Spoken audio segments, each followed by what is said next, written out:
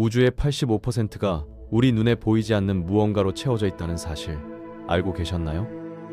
지금 이 순간에도 우리 몸을 통과하고 있지만 전혀 감지할 수 없는 신비로운 입자들이 존재한다는 겁니다. 더 충격적인 건 이 보이지 않는 힘이 우주를 지배하고 있다는 거죠. 과학자들은 이것을 암흑물질과 암흑에너지라고 부르는데 문제는 이게 도대체 뭔지 아무도 모른다는 겁니다. 하지만 최근 들어 한 가지 놀라운 가능성이 제기되고 있습니다. 바로 우리가 아직 발견하지 못한 다섯 번째 기본 힘이 존재한다는 거죠. 이 이야기를 제대로 이해하려면 먼저 우리가 알고 있는 기본적인 힘들부터 살펴봐야 합니다. 현대 물리학은 우주를 지배하는 네 가지 근본적인 힘을 발견했거든요. 이 네 가지 힘이 없었다면 우주는 존재할 수조차 없었을 겁니다. 원자도, 별도, 우리 자신도 만들어질 수 없었을 테니까요. 가장 먼저 중력을 들 수 있는데 이건 여러분이 매일 경험하는 그 힘입니다. 뛰어올랐다가 다시 땅으로 떨어지게 만드는 힘이죠. 뉴턴이 발견한 이 놀라운 힘은 질량을 가진 모든 물체 사이에서 작용하는데 재미있는 건 거리의 제곱에 반비례한다는 겁니다. 지구가 태양 주위를 돌고 달이 지구 주위를 도는 것도 모두 중력 덕분이거든요. 하지만 중력은 네 가지 기본 힘 중에서 가장 약한 힘입니다. 얼마나 약하냐면 작은 자석 하나로도 지구 전체의 중력을 이길 수 있을 정도죠.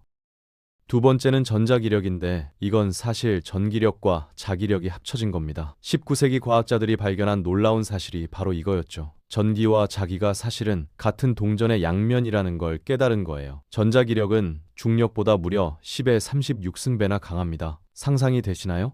이 엄청난 힘이 전자를 원자핵 주위에 묶어두고 있고 덕분에 우리가 알고 있는 모든 물질이 존재할 수 있는 겁니다. 전자는 음전하를 가지고 있고 양성자는 양전하를 가지고 있는데 서로 다른 전하는 끌어당기고 같은 전하는 밀어내죠. 이 간단한 원리가 화학의 모든 기초가 되는 겁니다. 제임스 클러크 맥스웰이라는 천재가 19세기에 4개의 방정식으로 전자기력을 완벽하게 설명했는데 이 방정식들에서 예상치 못한 결과가 나왔습니다. 바로 빛이 전자기파라는 사실이었죠. 우리가 보는 모든 색깔, 라디오파, X선, 심지어 와이파이 신호까지 모두 전자기파의 일종이라는 겁니다. 아인슈타인은 여기서 한 걸음 더 나아가 빛이 광자라는 입자로도 행동한다는 걸 밝혀냈고 이게 바로 양자역학의 시작이었습니다. 세 번째 힘은 이름부터가 직관적인 강한 핵력입니다. 왜 이런 이름이 붙었을까요? 말 그대로 엄청나게 강하기 때문이죠. 원자핵 안에는 양성자들이 빽빽하게 모여 있는데 양성자는 모두 양전하를 띠고 있습니다. 그럼 당연히 서로 밀어내야 하잖아요. 원자핵이 폭발해야 정상인데 그렇게지 않는 이유가 바로 강한 핵력 때문입니다. 이 힘은 전자기력보다 137배나 강해서 양성자와 중성자를 단단히 붙들어 두고 있거든요. 하지만 진짜 놀라운 건 양성자와 중성자도 사실 더 작은 입자로 이루어져 있다는 겁니다. 바로 쿼크라는 기본 입자들이죠. 양성자는 업 쿼크 2개와 다운 쿼크 1개로 만들어져 있고 중성자는 업 쿼크 1개와 다운 쿼크 2개로 구성되어 있습니다. 쿼크들 사이를 붙잡고 있는 게 진짜 강한 핵력이고 우리가 원자핵에서 보는 건 그 힘의 잔재물에 불과한 거예요.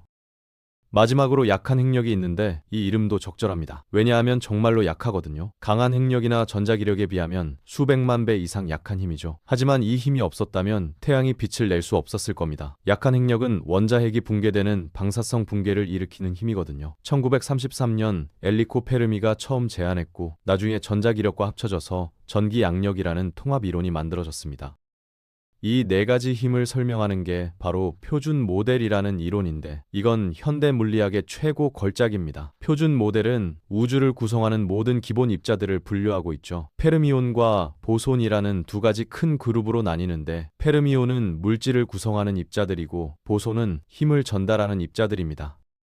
페르미온에는 전자 같은 렙톤과 쿼크가 있는데 이들은 세 세대로 구성되어 있습니다. 첫 번째 세대에는 전자와 업 쿼크, 다운 쿼크가 있고 이게 우리 주변의 모든 물질을 만드는 재료죠. 두 번째 세대에는 뮤온과 참 쿼크, 스트레인지 쿼크가 있고 세 번째 세대에는 타우와 탑 쿼크, 바텀 쿼크가 있습니다. 각 세대는 기본적으로 똑같은데 질량만 다른 거예요.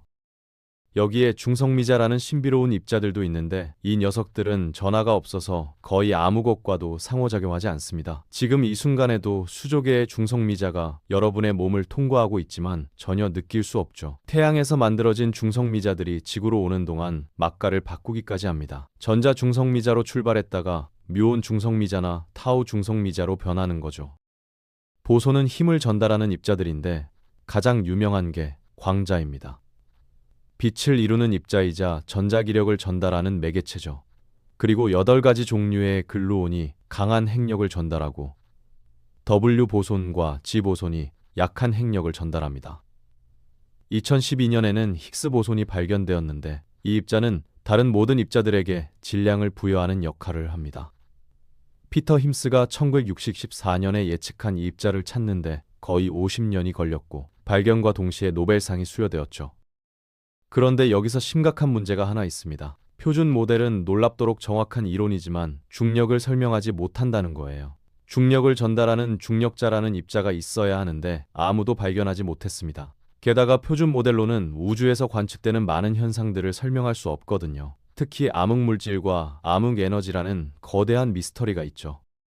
이 이야기는 1970년대로 거슬러 올라갑니다. 천문학자들이 은하 가장자리에 있는 별들을 관측하다가 이상한 걸 발견했어요. 별들이 너무 빠르게 움직이고 있었던 겁니다. 중력 계산으로는 이해가 안 되는 속도였죠. 은하들이 뿔뿔이 흩어져야 정상인데 그러지 않고 있었습니다. 뭔가 보이지 않는 질량이 별들을 붙잡고 있는 것 같았어요. 과학자들은 이 보이지 않는 물질을 암흑물질이라고 이름 붙였습니다. 빛과 전혀 상호작용하지 않아서 볼 수도 없고 감지할 수도 없지만 중력으로는 영향을 주는 신비로운 물질이죠. 계산 결과 우주 물질의 85%가 이 암흑물질로 이루어져 있다는 게 밝혀졌습니다. 우리가 볼 수 있는 일반 물질은 고작 15%에 불과한 거예요. 암흑에너지는 더 기묘한 이야기입니다. 우주가 팽창하고 있다는 건 오래전부터 알려진 사실인데 1990년대 후반에 놀라운 발견이 있었어요. 우주의 팽창이 느려지는 게 아니라 오히려 가속되고 있다는 겁니다. 중력이 우주를 잡아당기고 있어야 하는데 정반대 현상이 일어나고 있는 거죠. 뭔가 거대한 힘이 우주를 밀어내고 있었던 겁니다.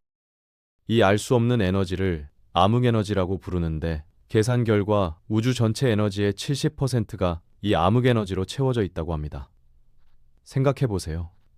우리가 아는 모든 것, 별과 행성과 은하들은 우주의 고작 5%밖에 안 되는 거예요. 나머지 95%는 우리가 전혀 이해하지 못하는 어둠의 영역인 겁니다. 이 문제를 해결하기 위해 과학자들은 다양한 이론을 내놓았지만 전부 증명되지 못했습니다. 그러던 중 2016년 헝가리의 한 연구팀이 놀라운 실험 결과를 발표했어요. 그들은 베릴륨-파이라는 불안정한 동위원소의 방사성 붕괴를 관찰하고 있었는데 예상치 못한 일이 벌어졌습니다. 붕괴 과정에서 나온 전자와 양전자가 정확히 140도 각도로 튀어나가는 거예요. 이건 에너지 보존 법칙으로는 설명이 안 되는 현상이었습니다. 뭔가 알려지지 않은 입자가 붕괴 과정에서 만들어진 게 분명했죠. 연구팀은 이 입자의 질량을 계산했는데 17메가전자볼트였고 그래서 이름을 X17이라고 붙였습니다. 이게 바로 5번째 힘을 매개하는 입자일 가능성이 제기된 거죠. 처음에는 당연히 엄청난 회의론에 부딪혔습니다. 연구팀의 리더인 아틸라 크라스나호르카이 교수는 이렇게 말했죠. 표준 모델로는 설명할 수 없는 새로운 입자를 제안한 거니까 당연히 회의적인 반응이 나올 수밖에 없었습니다. 하지만 그들은 포기하지 않았고 추가 실험을 진행했어요. 2019년에 그들은 헬륨 동위원소 붕괴 실험에서도 똑같은 신호를 발견했습니다. 베릴륨-8에서 본 이상 현상과 정확히 일치하는 패턴이었죠. 이건 우연이 아니었습니다. 뭔가 진짜로 존재하는 새로운 입자가 있다는 강력한 증거였던 겁니다. 과학계는 술렁이기 시작했고 여러 연구팀들이 이 현상을 재현하려는 시도를 하고 있습니다.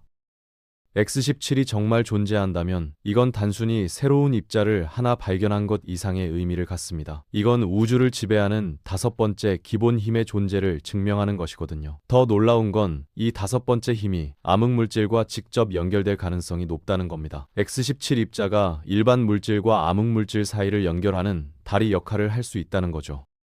생각해보세요. 만약 우리가 암흑물질을 이해하고 다루는 방법을 알아낸다면 어떤 일이 가능해질까요? 우주의 85%를 차지하는 이 보이지 않는 물질을 활용할 수 있다면 말이죠. 우선 에너지 문제가 완전히 해결될 겁니다. 암흑 에너지는 우주 전체 에너지의 70%를 차지하는데 이걸 극히 일부라도 활용할 수 있다면 인류의 에너지 문제는 영원히 해결되는 거예요. 더 흥미진진한 건 우주 여행의 가능성입니다. 지금 우리의 로켓 기술로는 가장 가까운 별까지 가는데도 수만 년이 걸립니다.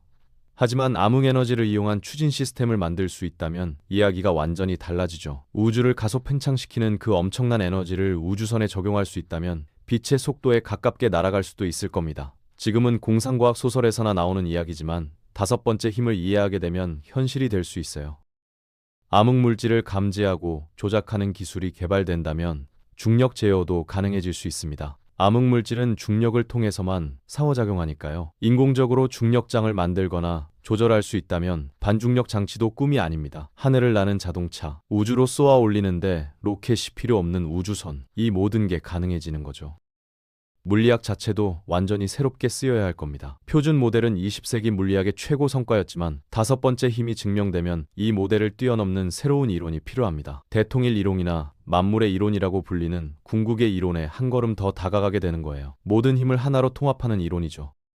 암흑 물질이 어떻게 분포되어 있는지 정확히 알게 되면 우주의 구조 자체를 더 깊이 이해할 수 있습니다. 은하들이 어떻게 형성되었는지, 우주가 어떻게 진화해 왔는지, 그리고 미래에 어떻게 될지까지 예측할 수 있게 되는 거죠. 지금까지는 우주의 5%만 보고 전체를 추측하고 있었던 건데 나머지 95%의 비밀이 풀리면 완전히 새로운 우주가 펼쳐지는 겁니다.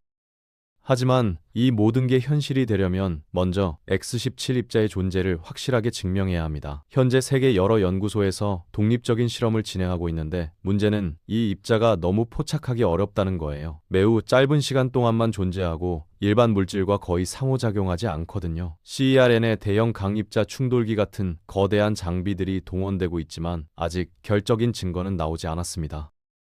과학자들은 앞으로 몇 년 안에 확실한 답을 얻을 수 있을 거라고 조심스럽게 예측하고 있습니다. 기술이 발전하면서 더 정밀한 측정이 가능해지고 있거든요. 만약 여러 독립적인 실험에서 같은 결과가 나온다면 그때는 정말로 새로운 물리학의 시대가 열리는 겁니다. 노벨상은 당연하고 인류 역사의 패러다임이 바뀌는 순간이 되는 거죠.